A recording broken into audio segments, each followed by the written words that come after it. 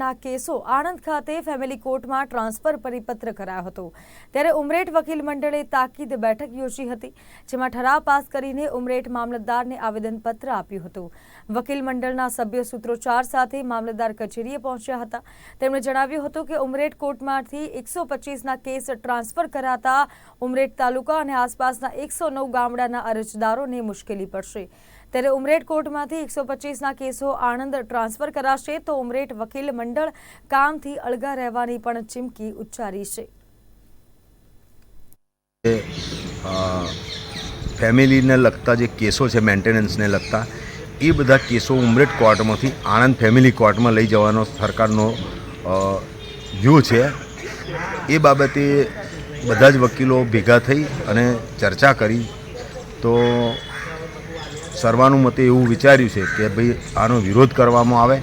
બીજું કે આજુબાજુ 100થી વધુ ગામો છે અને એ ગરીબ પરિવારો મધ્યમ વર્ગના પરિવારો અહીંયા ઉમરેઠની અંદર નજીક પડે એ લોકોને ભાડું ખર્ચો આવવા જવાનો એ બધો વ્યાજબી પડે।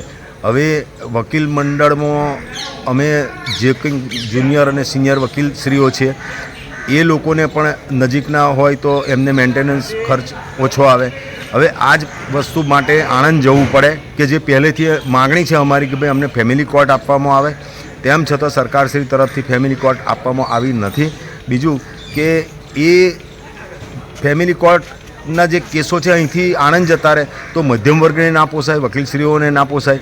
એટલે અમે ઠરાવ કર્યો છે કે ભાઈ આ બાબતે વકીલશ્રીઓ બધા કામકાજથી અળગા પણ રહીશું।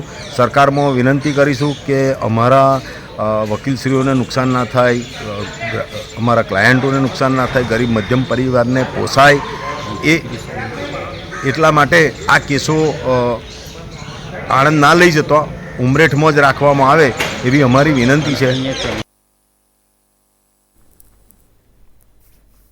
કેન્દ્રીય ગૃહમંત્રી અને સોમનાથના ટ્રસ્ટી